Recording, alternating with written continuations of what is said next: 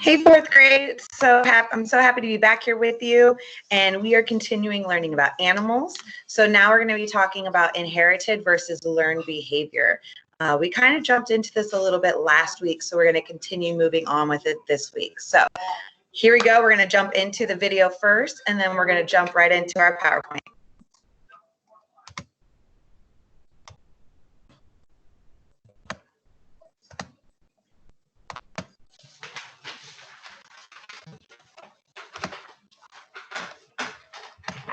Hey, Mia, what you looking at? Oh, hi, Sam. I just dyed my hair again. What do you think? A work of art, as always. I wish I didn't have to keep dyeing it. If only I'd been born with blue hair. You'd have better luck wishing for blue eyes. At least there'd be a chance that heredity could help you. Heredity? What does that have to do with it? Where'd you think your natural hair color comes from? Well, not from the box. They're from heredity. Through heredity, your parents passed on certain traits and physical features to you. How? Through their genes. They're the tiny sets of instructions inside every single cell in our bodies. We get them from our parents, and they help make us who we are. Sounds like a secret code or something. They are, kinda. Your genes affect how your body grows and looks, and even if you're good at things. Like, I think I got my artistic genes from my mom. She can draw anything. Come to think of it, everyone always says I've got my dad's eyes and my mom's mind for math.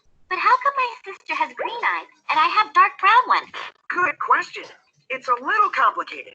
So, when it comes to eyes, each person gets two color genes. One from their mom and one from their dad. That means you can end up with two that are the same color or two genes that are different colors. You mean like two green genes or two dark brown ones? Or one green gene and one dark brown gene? Right. What do you think happens if you have two dark brown genes? You get brown eyes? Exactly. And what color will your eyes be if you get one dark brown gene and one green gene? One brown eye and one green one? Nice try, but nope. You'll have two beautiful brown eyes. The dark brown eye genes are dominant. Does that mean they're stronger than green genes? Yup, dominant genes are always in control. And green eye genes are recessive. They hide behind the scenes when dominant genes are around. In fact, the only way they'll show their faces is if there are two of them. Aha! Strength in numbers. Hey, didn't we say that if someone has two green genes, they'll have green eyes? My sister! And my mom! They both do. Cool. Wait a minute. My sister could only get one green eye gene from my mom, right? So, she had to get one from my dad? But how? My dad has brown eyes. Since your dad has brown eyes, we know he has at least one dark brown gene. But remember, recessive genes hide when the dominant gene's around. I got it. My dad has one green eye gene too. That's how my sister got it. Congratulations. Oh, I almost forgot. The color of your eyes or any other feature you're born with is called an inherited trait. As opposed to? A learned behavior, something you're taught or learned through experience. Like riding a bike or playing a video game? Yup. What about RJ's soccer playing? Actually, that's a combination. RJ's always been athletic like his dad, so that's an inherited trait. But he had to learn all the rules and skills of soccer. And that's a learned behavior. I get it. Wow. I learned so much about genes and heredity. I guess I knew that parents pass on traits and physical features to their kids. Now I know that genes make it happen. They're like special codes that determine our hair and eye color, what we look like, and even if we're athletic. It's interesting how dominant genes control traits and recessive genes hide behind the scenes.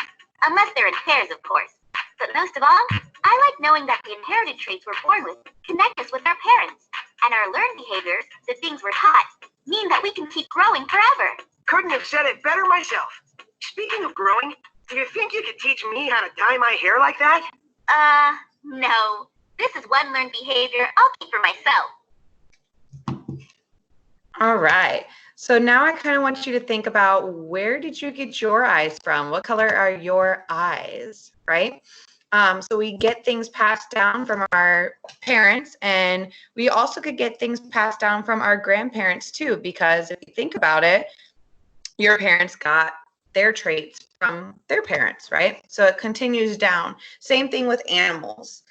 So here we go. Animal behaviors. Recognize that animal behaviors may be shaped by heredity and learning.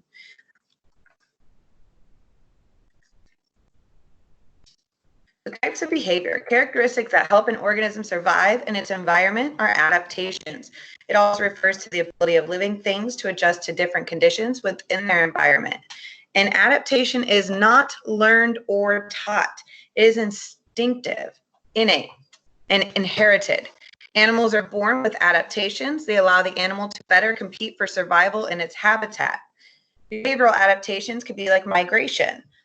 Birds in the north fly to the south because it's warmer during the winter seasons.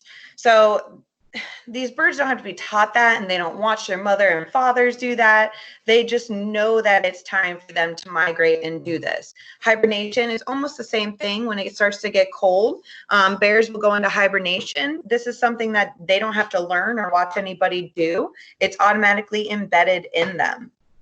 Herding, courting, and hunting. Some learned behaviors would be dog training.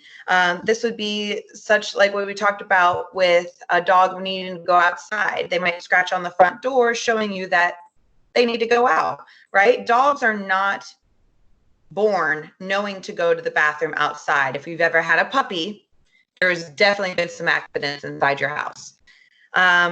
Seal balancing a ball on its nose. So any acts that the zoos do, you have to teach them how to do these different behaviors. So behavioral adaptations include activities that help an animal survive. Behavioral adaptations, instinctive behavior, born knowing what to do. Their social behavior, behavior for protection. Their instinct is inherited from their parents. So migration, something that we talked about before. Behavioral adaptation that involves an animal or groups of animals moving from one region to another and then back again.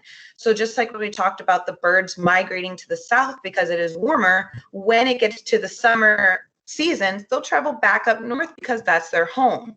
Animals migrate for different reasons: a better climate, better food, safe place to live, safe place to raise their young, or once again, just like we said, returning to the place where they were born.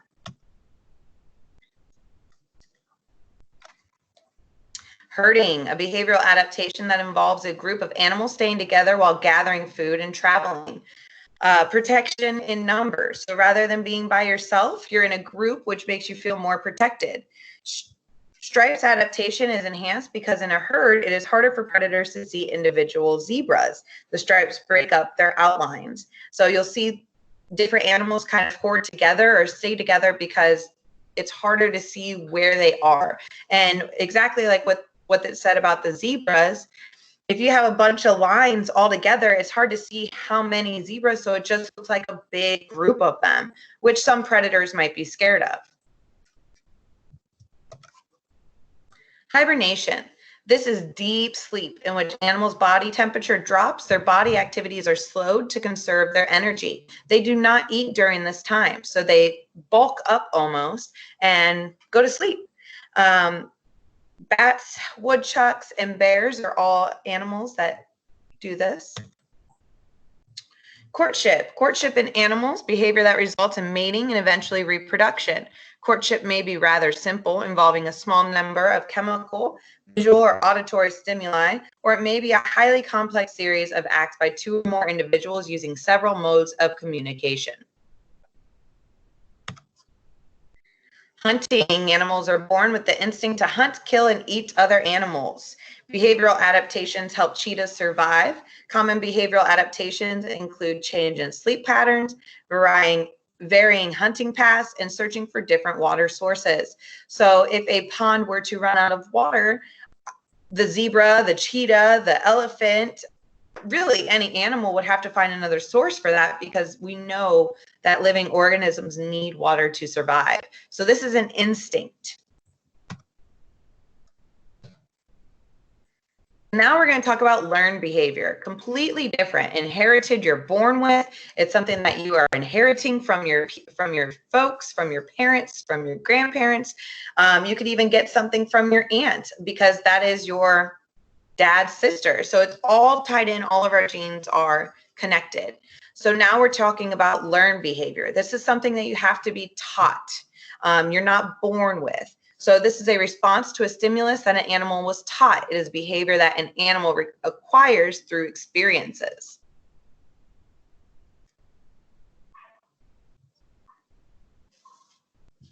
This sea otter has learned how to open his clam dinner by beating the clamshell against a rock.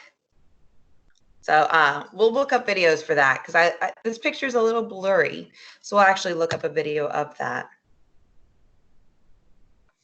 So this is a video of learned behavior in chimpanzees.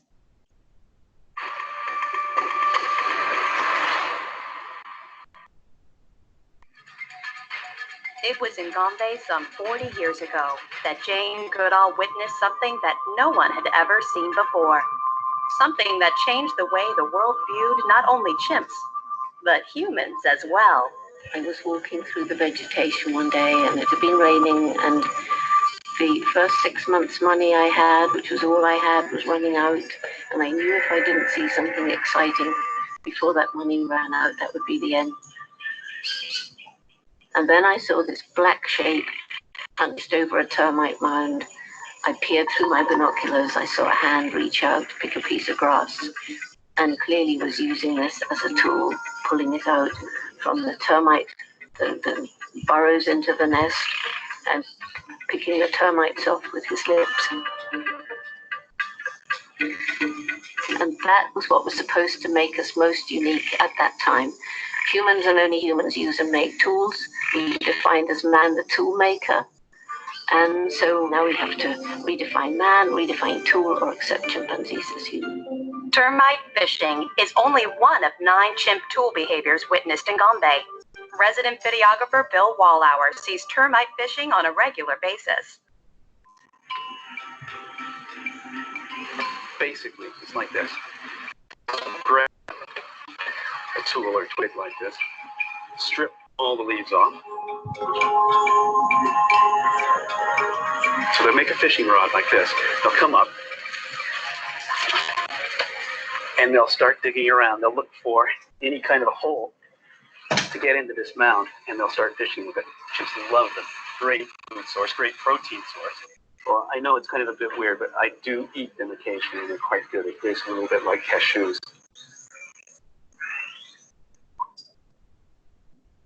So really cool. Chimpanzees actually learned this.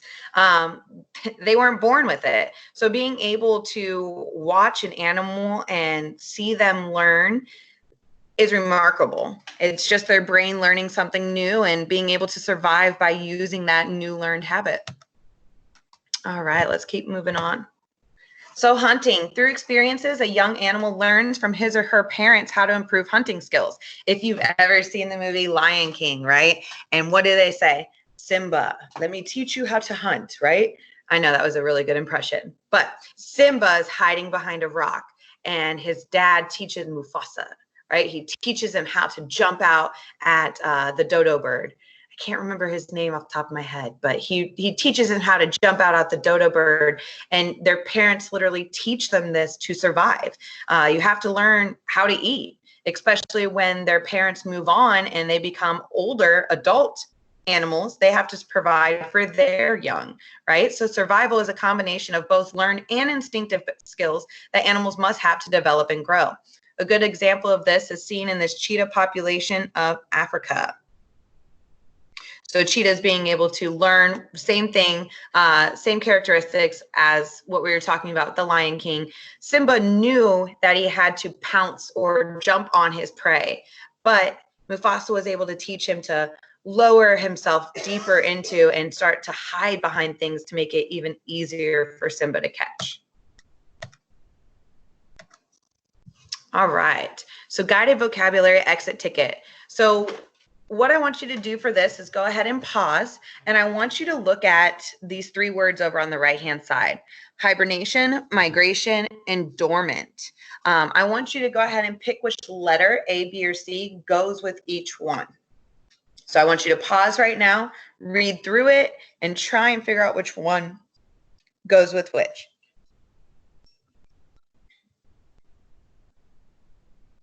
All right, hopefully you paused and now you're unpausing because you have the answers.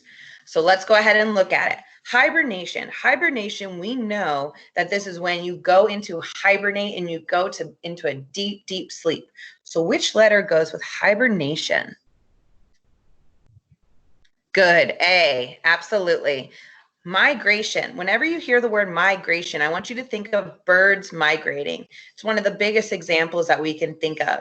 And remember, this is when an animal travels somewhere else. They literally migrate. Traveling and migrate are very similar words, almost synonyms. And they're moving from one place to another. So which letter went with migration? Great. Yes, letter C. And lastly, dormant. Now, we really didn't talk about the word dormant. I know we talked about it last week, but by process of elimination, what letter goes with dormant? B. Absolutely. Great job. A period of inactivity. All right, another one for you guys. So let's read this together, and then I want you to pause again. So we have learned behavior, behavioral, and heard. So learned behavior and behavioral, very similar, but we should know that there's one key part with those. So go ahead and pause, and I want you to answer these. Once again, I really hope you pause to take that independent learning into your own hands. So let's go over it and see what you got. So learned behavior. We talked about learned behavior is something that you learn you're not born with. So what letter went with learned behavior?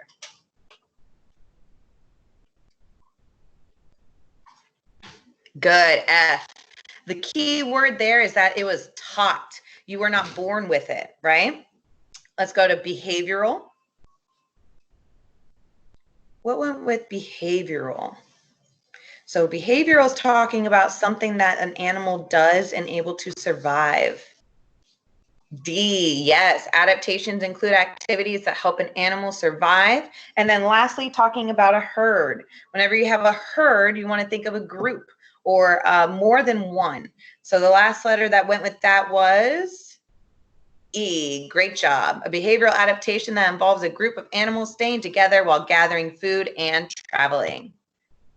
So which is a behavior a bear must learn from its parents? Must learn. So it's not born with it, so it must learn it. So all these options, there's only one that a bear must learn. The other three a bear is born with. So let's go through them. How to migrate, how to catch fish, how to hibernate in the winter, or how to grow longer fur in the winter. Yes, the answer is B, how to catch a fish. And when we think about these things that we're learning from our parents, think about the Lion King and how Mufasa had to teach Simba how to hunt. Last one, here we go. When Amanda says the word walk, her dog brings her a leash. What best describes the cause of this behavior? So if I'm Amanda and I see my dog and I say walk, my dog's going to respond to that. So what best describes the cause of this? Was it A, the dog learning, B, a human instinct, C, an animal instinct, or D, inheritance? And I hope you see that 3 of those answers have a very similar word in them. So it only leaves the one answer.